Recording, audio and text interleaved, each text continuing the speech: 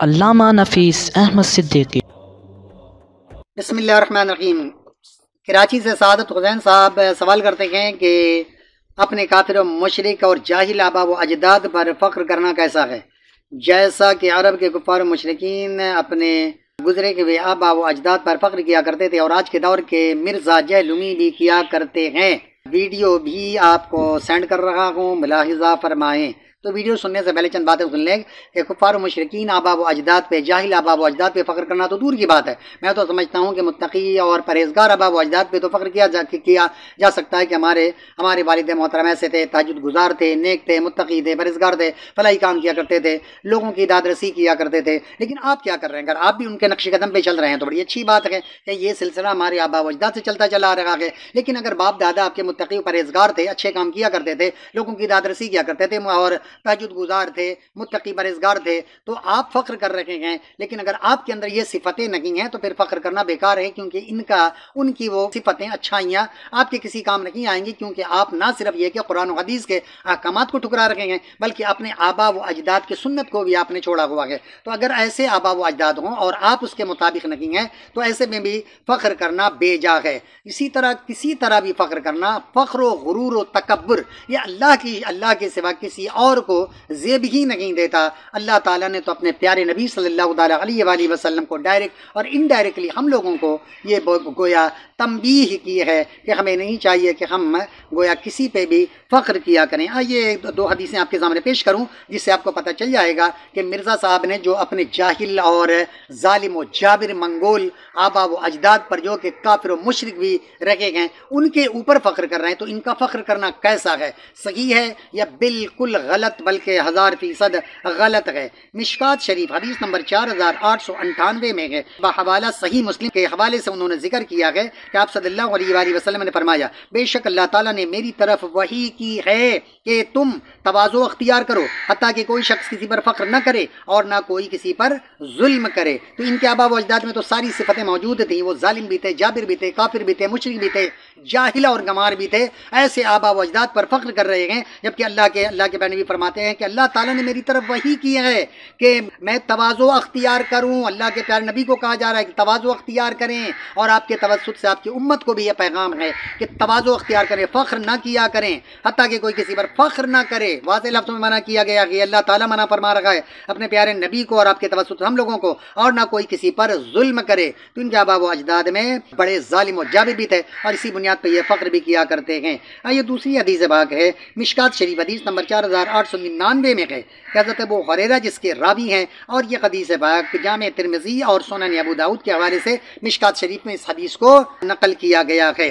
ابو ہریرہ رضی اللہ تعالیٰ عنہ اس کے راوی ہیں، آپ فرماتے ہیں کہ اللہ کے پیارے نبی صلی اللہ تعالیٰ علیہ وآلہ وسلم نے فرمایا، لوگ اپنے فوت شدہ آبا و اجداد پر فخر کرنے سے باز آ جائیں، وہ تو دوزخ کے ہیں، یا وہ اللہ کے یہاں کرم نجاست سے بھی زیادہ حقیر ہیں جو کہ اپنی ناک سے غلاظت ڈھکیلتا ہے۔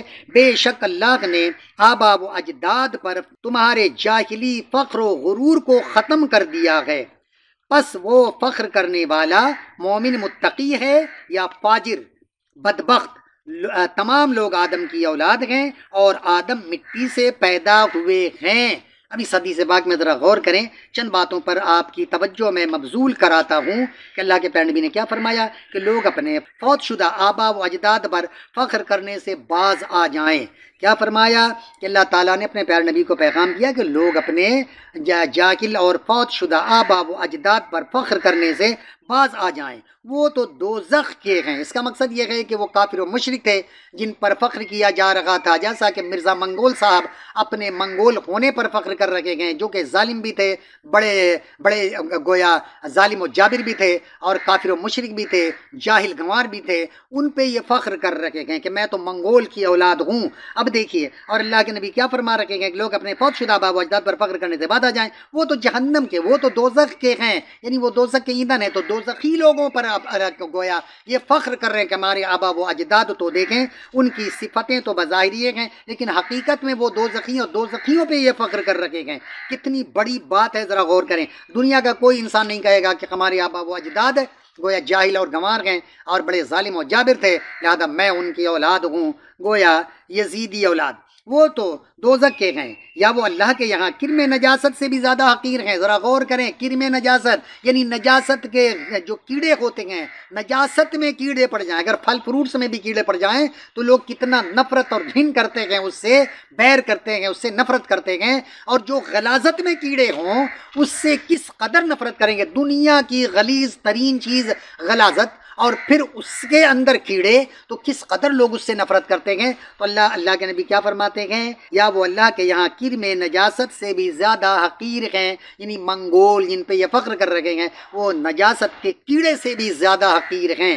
اب آئیے اور کیا ہے، جو کہ اپنی ناک سے غلاظت ڈھکیلتا ہے۔ آپ نے دیکھا ہوگا، اگر گاؤں دیہات میں رہنے کا اتفاق ہوا ہوگا، یا جہاں جانور ہوتے ہیں، گائے بالخصوص، تو گائے کے گوبر کو آپ دیکھیں گے، اگر چند روز پہلے اس نے کیا ہے تو اس گوبر کے اندر کیڑے پڑ جاتے ہیں، قدرے خشک ہو جاتا ہے وہ، پھر وہاں ایسے کیڑے پڑتے ہیں کہ جو کیڑا اس کو گول بنا کر اور پھر اپنے ناک سے ڈھکیلتا وہ اپنے منزل کی طرف، اپنے گھر کی طرف لے کر چلا جاتا ہے۔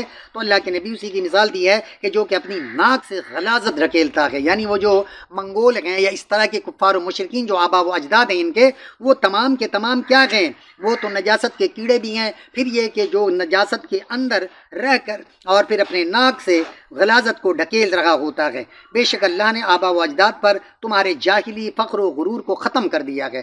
اللہ کے پیارے نبی فرما رہے کہ اللہ تعالیٰ نے ان چیزوں کو ختم کر دیا ہے، اور یہ صاحب کیا ہیں، علمی کتابی ہیں۔ اب علمی کتابی سے کیا مراد ہے کہ قرآن اور حدیث پر عمل کرنے والے ہیں، بلکہ قرآن و حدیث کے خلاف چلنے والے ہیں۔ اب اس حدیث پاک کے جملے آپ غور کریں، اور ان کا اس ویڈیو کو سننے کے بعد آپ اس سے ٹیلی کریں کہ یہ علمی کتابی ہیں یا فلمی کتابی ہیں یا ٹوپی ڈرامہ کرتے رہتے ہیں۔ اگر علمی کتابی ہوتے تو کبھی بھی زندگی میں ایسے غلیظ آبا و اجداد پر جو جہنم کے ایندھن ہیں، غلاظت کے کیڑے ہیں، اس سے اپنے آپ کو اس کی طرف منسوب کر کے اپنی ذات کو فخر نہیں کرتے، بلکہ افسوس کرتے کہ ہمارے آبا و اجداد تو ایسے ظالم و جابر تھے کہ جو آج غلاظت کے کیڑے ہیں، بلکہ کوئی اچھا انسان اس کا نام بھی لینا گوارا نہیں کرے گا کہ ہم ان کی اولاد ہیں۔ اگر آج دنیا میں کہیں کوئی یزید کی اولاد موجود ہوگا تو اپنے آپ کو نہیں کہے گا کہ میں یزید کی اولاد ہوں، وہ اپنے آپ کو چھپائے گا۔ لیکن اگر کوئی امام حسین اور ان کے رفقۂ کار میں سے کسی کا اولاد ہوگا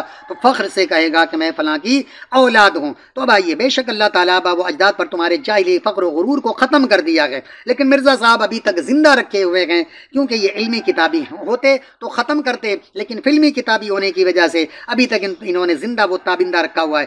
پس وہ فخر کرنے والا مومن متقی ہے یا فاجر بدبخت؟ اب وہ فخر کرنے والا چاہے جو بھی ہو، بہت بڑا متقی اور پرہیزگار کیوں نہ ہو، اور اپنے آپ کو اپنے آبا و اجداد پر جاہل گمار، ظالم و جابر، کافر و مشرک آبا و اجداد کی طرف منسوب کر کے فخر کرتا ہو، تو اگرچہ وہ متقی و پرہیزگار کیوں نہ ہو، اسے چاہیے کہ یہ جان لیں کہ وہ غلاظت کے کیڑے ہیں، اور تم اس پہ فخر کر رہے ہو تو تم بھی جہنم کے ایندھن اور غلاظت کے کیڑے کی طرح تمہاری بھی مثال دی جائے گی۔ اللہ کے پیارے نبی فرماتے ہیں کہ مومن متقی ہے یا فاجر بدبخت؟ تمام لوگ آدم کی اولاد ہیں اور آدم مٹی سے پیدا ہوئے ہیں۔ تو آدم علیہ السلام مٹی سے پیدا ہوئے ہیں، اس لیے نہیں چاہیے کہ تم اپنے آبا و اجداد پہ فخر کیا کرو۔ تو مرزا صاحب آپ کو چاہیے کہ کم سے کم حدیث پڑھ لیا کریں، اور حدیث کے خلاف باتیں کر کے اور اپنے آپ کو غلاظت کا کیڑا بنانے کے در پہ لگے ہوئے ہیں۔ اگر انہی پر آپ کو فخر کرنا ہے تو آپ کو پتہ ہے جب انسان کسی پہ فخر کرتا ہے تو اس سے اس کو محبت ہوتی ہے، اور جس سے محبت ہوتی ہے کل قیامت کے دن اس کا محاسبہ اسی کے ساتھ ہوگا،